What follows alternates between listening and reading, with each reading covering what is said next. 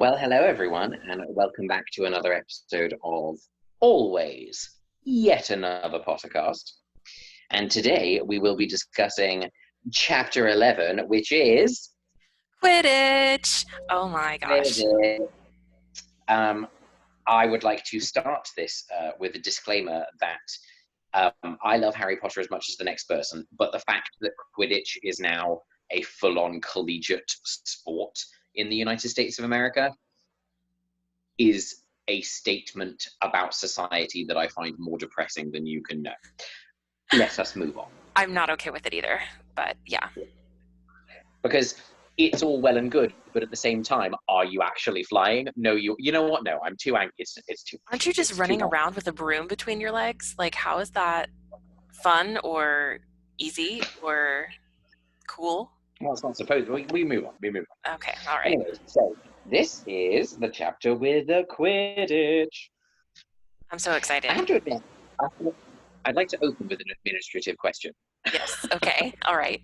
I don't understand how the scoreboards for the Quidditch House Cup work. Because, if Gryffindor won, they would move up into second place in the House Championship. This is like the first match of the year. How are there already rankings? Not for Quidditch, but for the House Cup. They just need the points. Oh, right. Yeah. Right. Okay. Yeah. I was just a bit confused because I was like, how are there already rankings in Quidditch? Yeah. No, that doesn't make sense. Okay, good. All right. Okay, another thing. Hardly anyone had seen Harry play because Wood had decided that as their secret weapon, Harry should be kept well secret. But the news that he was playing Seeker had leaked out somehow. I mean, how in the world did they think they were going to keep that secret? Exactly. It's Harry Potter. He's the first-year student in like a century to be able to play.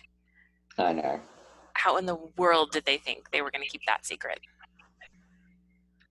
They never were. I also love that after mocking her about it, Hermione lent him Quidditch Through the Ages, which he then was like, it turns out he really enjoys. I know. And I love that because it's like, yeah, take that. Knowledge and education is key, not just, bravery and... Mm-hmm. And okay, the sentence... It was really lucky that Harry now had Hermione as a friend. He didn't know how he'd have got through all his homework without her. Yeah, Harry.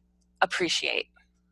But also, he doesn't know how he got... That is not the reason that he is lucky to have Hermione as a friend. He's lucky to have Hermione as a friend because she's an astonishing human being. Yes, exactly. So again, appreciate Harry. But I guess 11-year-olds don't really think about that kind of thing. I can kind of see, and neither do boys. So, and then 11-year-old boys, forget it. So they're... this is a very whimsical... I really like this line.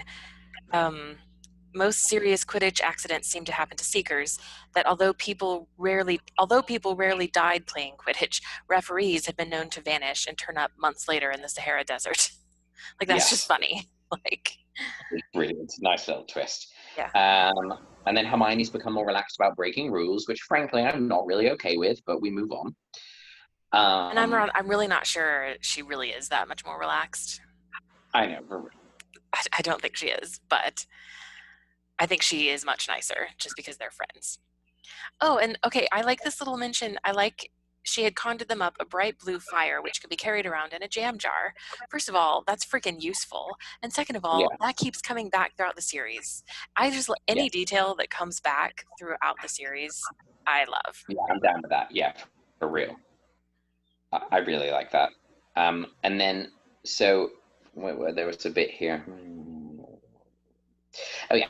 So, and then Snape appears and is all like, 10 points from Gryffindor. And I'm like... Snape is a jerk. I guess I can't. That's one word for it. Well, family friendly. Yes. So then, so they're reading Quidditch Through the Ages. Oh, real quick. Yeah. This is the first time I think where Ron gets a really good line where Harry says he's just made that rule up. Wonder what's wrong with his leg. Dunno, but I hope it's really hurting him, said Ron bitterly. Ron often Yeah, has some of the best lines in the series, and this is like the first time he really gets a good one. that's true. And then, so really interestingly, the next, like, it's a very small section where she puts a little asterisk and then has a little small section here in which he goes back. This is where obviously he overhears something that's pertinent to the plot. And Mm-hmm. as he goes and he, with Snape and Filch, and he's trying to get his thing back. And yeah, How brave is that? Also, I would never approach Snape if I had just had points taken from me. I would never immediately yeah, just go and approach Snape with a question. yeah, for real. Yeah, okay, cool. And then the next morning dawned very bright and cold. The great hall was full of the delicious smell of fried sausages and the cheerful chatter of everyone looking forward to a good Quidditch match. Bum, bum, The Quidditch match scene is begins. set. Okay, right. The scene is set, and then like so they're doing all these scenes. They're setting them. That's fine. So here's what I found this really interesting. So, okay, men, he said, and women, said Chaser Angelina Johnson, and women would agree. Makes it seem like Angelina Johnson is the only girl on the team, but she's not. There's like 4 of them. So it really makes no sense that Wood said, okay, men. True. I don't know why he said that because he's used to having girls on his team. I don't know why he would. Exactly, because there's Katie Bell, and then there's Alicia Spinnet, Mm-hmm. and then yeah. Yeah. All that. Okay, so here we go. This is really interesting. So this is where blah blah blah. He goes up onto the pitch, and then all of a sudden it does that thing again where it shifts narrative focus to Ron, Hermione, and Hagrid. Mm-hmm. This just bounces back and forth between them, like, and it does at the other Quidditch match too, which we'll get to. But Yeah, yeah, the Quidditch matches, the narrative voice really shifts a lot. Okay, which I really can understand as fast. well. Because how are they supposed to? They need the narrative voice to swap and Mm-hmm. change a lot. Obviously, Harry can't see Snape apparently Right. And he doesn't cursing know him. what Ron and Hermione are doing because he's not paying attention. He's playing a game. Exactly. Okay, before we really get into the Quidditch match, I just want to go back to breakfast really quick because Okay. I don't know if this is a British thing or if this is just people do weird things with their food. But it says, "Thanks, Seamus," said Harry, watching Seamus pile ketchup on his sausages. Disgusting. No, that's like a thing. People put ketchup on their sausages. Oh, gross. Like, is that like a British thing, do you think? I think so. I certainly wouldn't do it, but because I had sausages with my breakfast yesterday and I didn't put ketchup on them. Gross. But Because also, we don't have ketchup in our house, so. well, neither do we. But also, British sausage tends to be different than like American Yes, so Southern, when like pork sausage. yeah, so you guys are thinking of sausage. Like, so in America, sausage doesn't necessarily mean like a wiener. It could be sausage meat and you cut it up and it Hmm. like what's it called? Like sausage patties or sausage links or Yeah, whatever. yeah. No, whereas here, a sausage is always like a wiener. Like Mm. a, Hmm. yeah, Yeah. Like a hot dog, but good. exactly. But yeah, better quality. Yeah. Yeah. Okay, so they're chasing, they are quaffling, they are beating. Okay, I want to point out something about Marcus Flint, the Slytherin Quidditch captain. Okay. Harry thought Flint looked as if he had some troll blood in him. Rowling is very heavy-handed with her description of Slytherin like jocks, basically. Yeah. And in the movie, the dude who played, I can't remember his name, but whoever played Marcus Flint, they gave him terrible teeth, like really, Mhm. really terrible teeth. And they made him like leer throughout, like he's like through the Yeah. whole movie. I think what I don't love, and it's very much a novice writer type thing, is, he looks like he has some troll blood in him. Is it not reasonable to believe that Slytherins might also be super sexy and cute? Like, there are plenty of evil people in the world who are fine. Mm-hmm. Like, in fact, if anything, it makes them more evil that you look at them and are like, oh, you're evil. But at the same But time, like, game recognized game, and it's snack time. So, mm-hmm. like, Exactly. Yeah. So I didn't really like that. I was like, you don't have to describe every Slytherin, dude who Yeah, can beat you up as looking like a troll. yeah. Like, he's the captain and he looks like a troll. And I'm like, wouldn't it have been more if Harry had remarked that he was one, if he had noticed, oh, Harry noticed that he was incredibly imposing and one of the best looking men he'd ever seen, or something like that. Mm-hmm. That would have been more imposing for Mm-hmm. Harry to observe that he was incredibly handsome, Right. but a jerk, Right. which she kind of does later with Cormac Yes. McLaggen. Mm-hmm. But But he's again, not Slytherin. and also he's not a jerk. He's just, No, he's definitely a jerk. is he? I don't really remember. We'll Oh we'll no, get he's a there. jerk. We'll get to No, him. he's just he's a bit more of a skis than he is a jerk. True. True. Anyway, I just had to point that out because that really bothered me. Yeah. And the actor who played him really needs to go to the dentist. Although I'm sure those were probably fake teeth. But then again, he's Or British, so they might have been real. British people. Yeah, exactly. Yeah.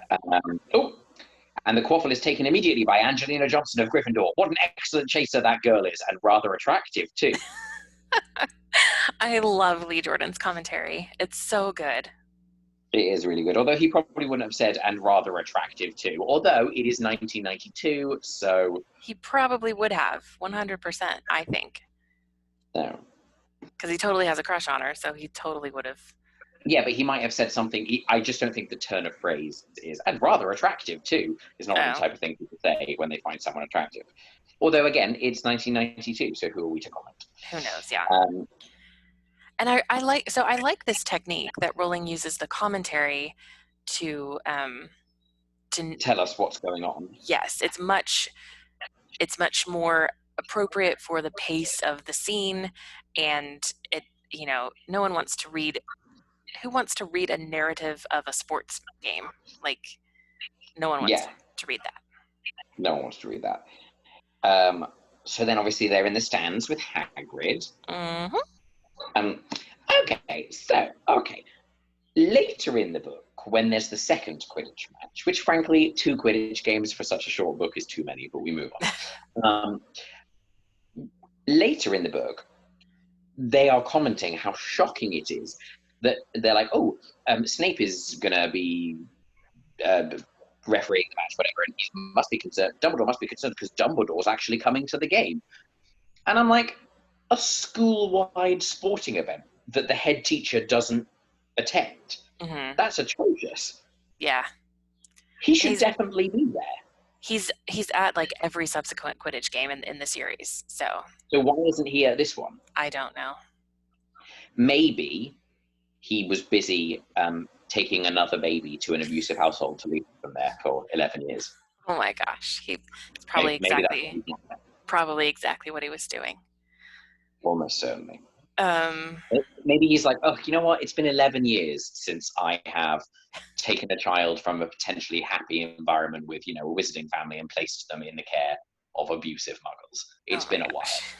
It's been a while. It's been a hot ticket, and I miss it. So it's been a while since I've acted for the greater good, even when that means making bad choices that I'm not aware of, but who knows? Yeah, I can think of other people who used for the greater good as an excuse to do wicked actions too. Oh, totally. But we move on. Mm-hmm. We digress. Maybe you do. I've never fully moved on. Of course not. Based on how often you bring it up, of course you haven't moved on. Mm-hmm. Okay. So I love Lee Jordan was finding it difficult not to take sides. So, after that obvious and disgusting bit of cheating, Jordan, growled Professor McGonagall. I mean, after that open and revolting foul. Jordan, I'm warning you. All right. Flint nearly kills the Gryffindor Seeker, which could happen to anyone, I'm sure. So a penalty to Gryffindor. I live for his commentary. Yeah.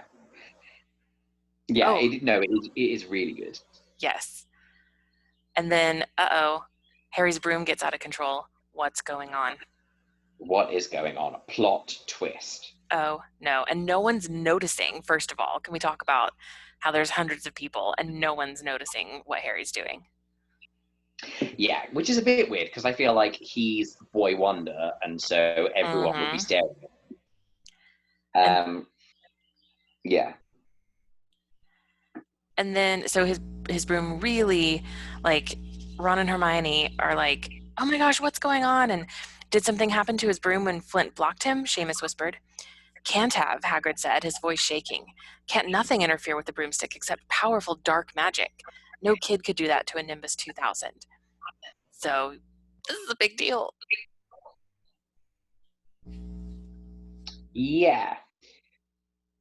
It is a big deal. It also doesn't track because later in the series, Hermione puts a charm on Cormac McLagan's broom so that Ron. No, it's not on his broom. It's on him. Isn't Oh, it? okay. I mean, yeah, she can't No, have done. You're remembering wrong things about maybe. Cormac McLagan. Clearly, we need to skip to the Half-Blood Prince. And maybe I'm distracted by his handsomeness. he is very handsome. Yeah. Okay, so then Hermione seized Hagrid's binoculars, but instead of looking up at Harry, she started looking frantically at the crowd. What are you doing? Moaned Ron, gray-faced. I knew it, Hermione gasped. Snape, look. So Hermione is so smart. Like, she really is. And like oddly so for an 11-year-old. Mm-hmm. Like it's. And yeah, interesting. I would never have thought to do that. Like, never. No. Not even, I mean, never mind thinking it was Snape, but like thinking to look at the crowd instead of Harry. I would never have thought of that. Yeah. Sorry, I'm just reading on to see her set Snape on fire. Yeah. Can you imagine? You're 11 years old and you are setting your teacher on fire. I can imagine because You what now? I didn't. Okay. I said I can imagine because I definitely set a teacher on fire when I was 11. Oh my gosh, you did not. I did accidentally stab my art teacher with a pair of scissors when I was 12. Oh my gosh. Did you draw blood? I would prefer not to comment at this time. Oh my gosh. Oh my gosh. Okay. I was angry about something, and I was getting really angry, and I put the scissors down in the table and picked them out and went to do it again, and she had moved to see if I was okay and put her hand on the table and the scissors went into her hand. Oh my gosh. Oh. Yeah, I know. And what was amazing was the boy who had been mean to me got detention, not me. Yes. Well, because I was crying, so, you know. Well, yeah, there you go. Yeah, so they managed to do it. It was enough. It took 30 seconds for Snape to realize that he was on fire. A sudden yell told her that she had done her job. Scooping the fire off him into a little jar in her pocket, she scrambled back along the row. Snape would never know what had happened. It was enough. Up in the air, Harry was suddenly able to clamber back onto his broom. And then from then to him catching the snitch is literally like 5 sentences. I know. Yeah. He was he's just speeding toward the ground when the crowd saw him clap his hand to his mouth as though he was about to be sick. He hit the pitch on all fours, coughed, and something gold fell into his hand. Right, which then turns out to be super important like 7 books later. I know! Incredible, honestly. I know. Like, so important. So I love that. And then this scene, it says, Harry heard none of this, though. He was being made a cup of strong tea back in Hagrid's hut with Ron and Hermione. This is the first scene where it's the 3 of them in Hagrid's house having a conversation. And oh my gosh. And then it happens like 150,000 times throughout the series, and we're obsessed. Mm-hmm. But I didn't realize that it took this long. Yeah, me neither. We're 141 pages into the book. Yeah. It's because they only became friends with Hermione in the last chapter. True. So Harry and Ron have been to see Hagrid, but the 3 of them have not. Yes. And then, here we go. I found something else about him. He tried to get past that 3-headed dog on Halloween. It bit him. We think he was trying to steal whatever it's guarding. Hagrid, the teapot. How do you know about Fluffy? He said.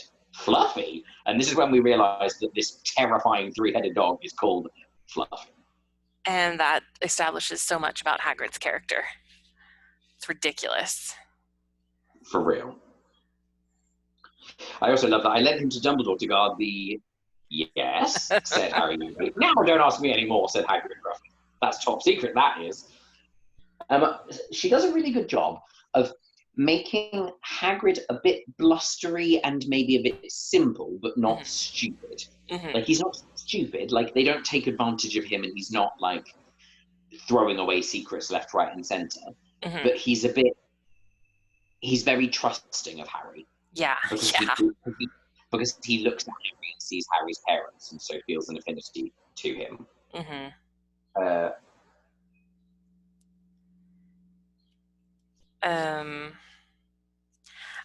Now, I love Hermione's comment. I know a jinx when I see one, Hagrid. I've read all about them. Like, yeah, such a good line. Of course you do, Hermione. And then Hagrid's line. Now listen to me, all three of you. You're meddling in things that don't concern you. It's dangerous. You forget that dog, and you forget what it's guarding. That's between Professor Dumbledore and Nicholas Flamel. Dun, dun, dun, Name dropping. Aha, said Harry. So there's someone called Nicholas Flamel involved, is there? Hagrid looked furious with himself. It's so good. So the mystery continues, and the clues are dropping, and now we need to find out who Nicholas Flamel is. And Indeed.